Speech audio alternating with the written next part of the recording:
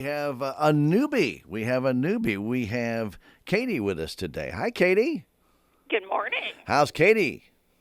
I enjoying hopefully the weather warming up, and it's time for gardening season. It definitely is. It is that. Katie, you might want to tell our listeners where you're located at because they may not know who Katie Kammler is. I didn't Sure. until we just introduced ourselves about 7 minutes ago. So Yes. if you would do that, I'd appreciate it.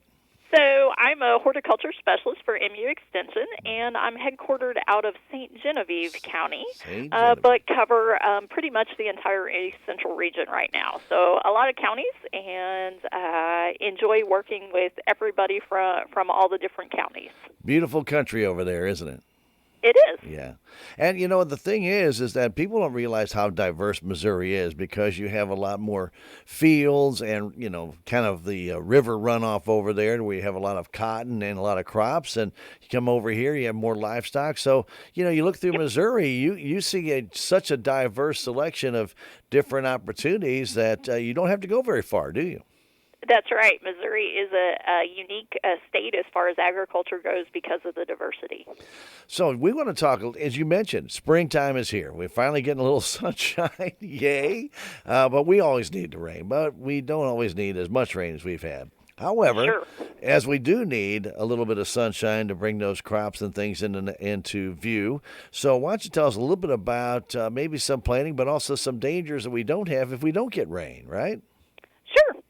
So this is the time of year. Hopefully, with we had some frost warnings this morning again. Typically, our average frost dates are around mid-April, but we do live in Missouri, so we always have to be prepared. So those cool season crops, the vegetables, could have been planted already in the garden, and if people could get them in between the rain showers. And hopefully now, as I said, we're warming up and we can start planting some of those warm season garden favorites like tomatoes and cucumbers and zucchini, and all of those will come in the next few weeks. And the thing is that, people need to make sure that if there is a frost warning or advisory that they get those plants covered, right? Yes, the tender ones. Yes. So we do have cool season crops like lettuces, radishes, cabbage, cauliflower, broccoli. All of those will do fine with a light frost like this. They are frost tolerant. We can usually plant those 3 to 4 weeks before that average frost date. They like the cooler temperatures. Okay, but there are some that just can't handle it. Tomatoes, definitely not. No, Even no. though everybody wants to be the first one to have those ripe tomatoes, you're actually better off waiting till into May to plant those when the soil temperatures warm up and the night temperatures stay warmer. Okay, very good. So that's a good advice right there. Everybody wants homegrown tomatoes, and that's a very popular vegetable, isn't it? It is the number one most popular garden vegetable. Some people that don't have any gardens at all, but can have a tomato plant or two in a flower bed or in a flower pot. So tomatoes is the number one favorite. It's also probably my number one call with problems in the summer because everybody grows them, and two, because they do tend to have lots of problems. So it's an interesting plant. Well, when we talk about gardening, and right now, as you mentioned, it's a good time to start preparing those gardens for tomatoes, but also you could have already had some other vegetables in the ground. But as the prices of groceries continue to go up and up and up, Katie, do you see a lot more people starting to put aside space in their yard for a home garden? We sure have. We've seen lots of new beginning gardeners, and we have lots of resources for those beginning gardeners. One of my favorites that I use all the time is a University Extension guide sheet from our website that's called the Vegetable Planting Calendar. So that calendar gives you some different varieties for each type of vegetable crop. It also gives planting dates for where you are in Missouri. And it gives other little hints and tidbits and is a great resource for anybody that gardens. And we also do, in the springtime, we do a beginning gardener webinar series that goes through all the steps of starting a garden. That's probably a very good series to be a part of if you've never gardened, because you really don't know what you're in for Sure. that first time out, do you? And it's interesting too. Of course, my name and phone numbers on the bottom of all the soil tests that are for lawns and gardens. Mm-hmm. And we've all noticed that this year we're getting a lot of soil tests that have some excess levels of nutrients. And some of it is that these are new gardeners and they're actually loving their plants to death. I was just going to make mention of that. So the reality is that doing that soil test, and it's not more is better case, because we definitely can get too much, and there is no, and people are always like, well, how can I fix this? Well, the reality is you can't. You have to keep growing plants on it to take off those excess nutrients. And yes, they won't look good and won't necessarily grow the best because of that. Because how the soil chemistry works and things tie up, and it's complicated. But doing that soil test first, and then asking those questions, because we can help you walk through all the steps to proper fertilization. And the extension can also help you through all the steps to properly take a soil test. It's not just going out there and taking a quick sample and sending it off, right? Yep. So if you have a garden area, you want to take soil samples from random spots, 5 or 6 random spots in that garden, from the surface to 6 inches deep, because that's where the roots of the plants are mostly. And you mix all of those together for a composite sample, and then you take to your local extension office there 2 cups of soil. Okay. Then it goes to the lab at MU, and the results come back with recommendations for what you want to grow, and my name and phone number is on the bottom for what questions you have. So if somebody then does need nutrients, that's the time to add it, correct? That's right, because then you know exactly how much you need to add, and it also saves you a lot of money. It also saves, particularly because fertilizer prices are high now. Oh, gosh. And it also helps keep the environment safe from excess fertilizer runoff and different things that can cause problems. It's not as easy as everybody says, I'll just go out and make a garden. Well, I mean, it's a lot of work, but it can be very rewarding, can't it? It can be. I always enjoy going out and watching those plants grow. That's my favorite part of gardening, is getting to watch everything grow and produce fruit, if it's something like that, or flowers, or whatever type of gardening that you enjoy. And if you take your own salad out of your garden, it tastes so much better, doesn't it? That's right. You know exactly what went into it. And a lot of hard work, labor, a little bit of sweat right there, right? Sure. Yeah. Yep. And it's good exercise, too. Oh, absolutely, absolutely. And it gets you outside, gets you a little bit of sun. That we all need that vitamin D. And That's right. And we always remind people not to overdo it. You know, if you've never gardened before and you're going to be bending over or even on your knees a little bit, you're going to get a little sore, aren't you?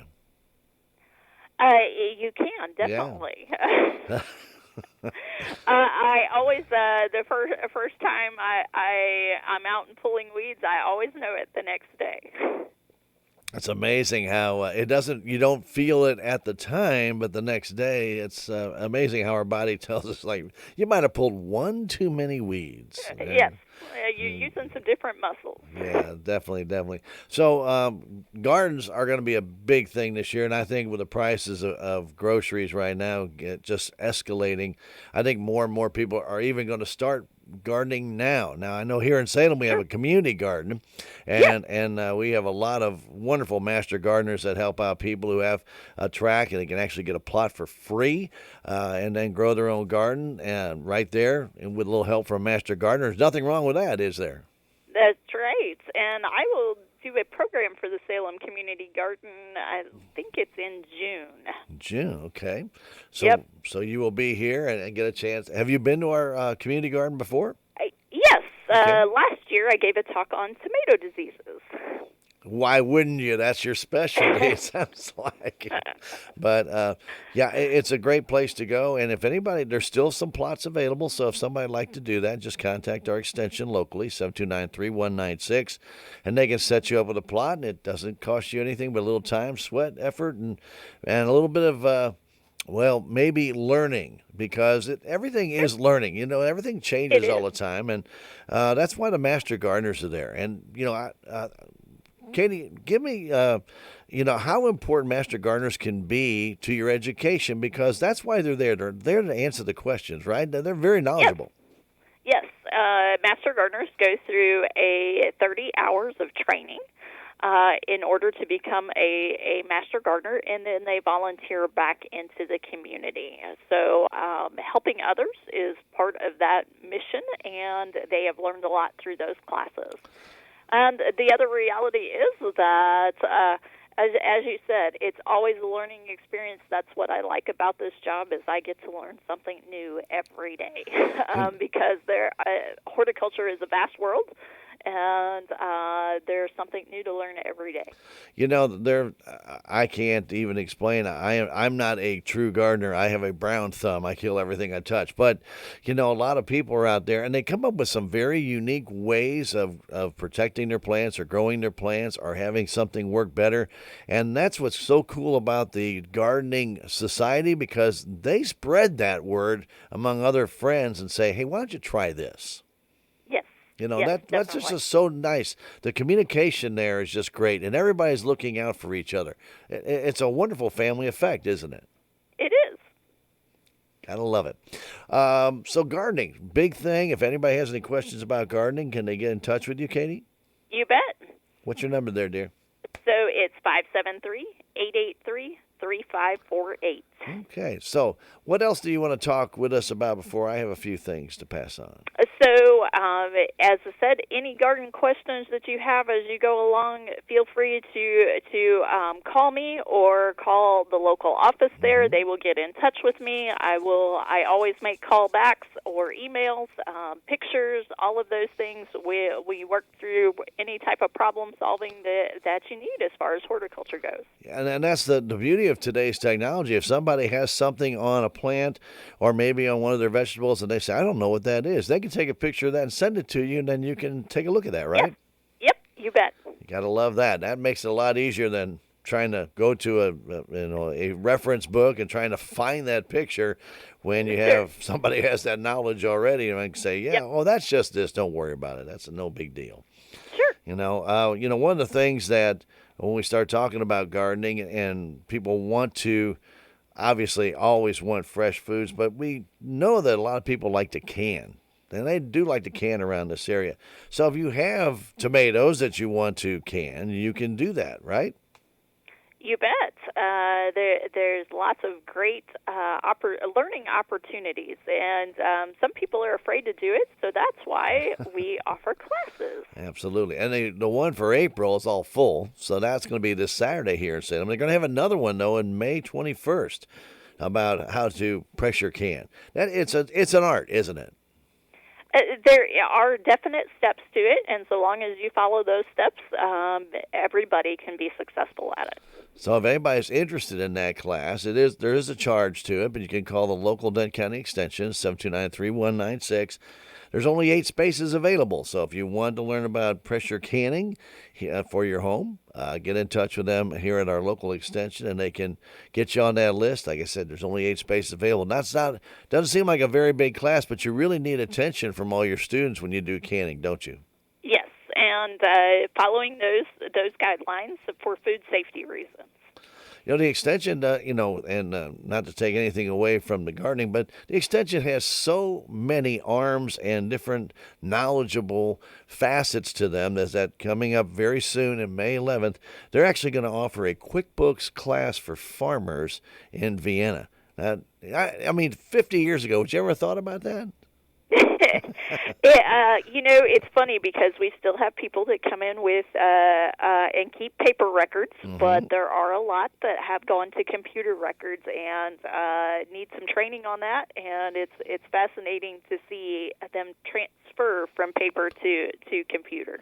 And especially if they use the QuickBooks, obviously for their farm operation, but like buying seeds, buying fertilizer, and then you can always keep an eye on what the costs were or what the costs will be. Yes, You can budget, you can do a lot of different things that's there. right. It works just absolutely fantastic for the farmer who maybe is a novice farmer all the way to somebody who's professional, and they have to You bet. rely on those QuickBooks.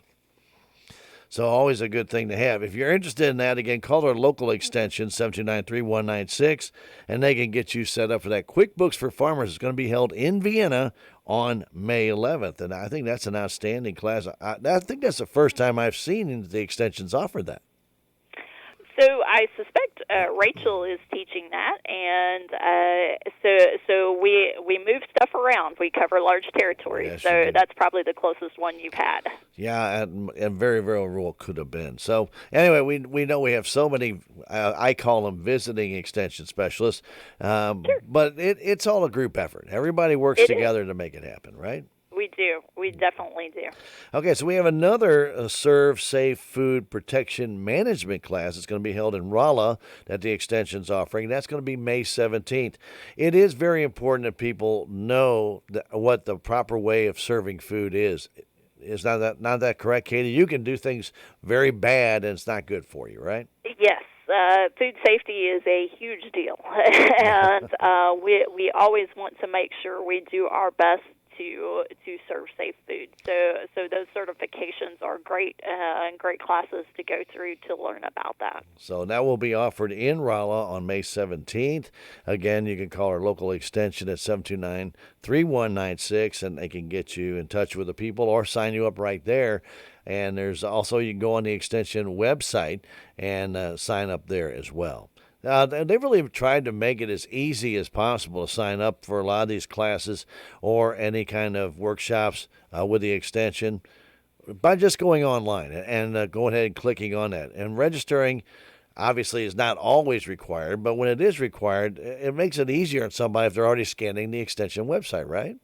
It sure does. And a lot of that information is just stored, so once you put your name in there again, it has your address, it pre-fills everything, and then you just hit click, and you're there. Yes. And it's not only the in-person classes. Nowadays we have lots of online and Zoom options too.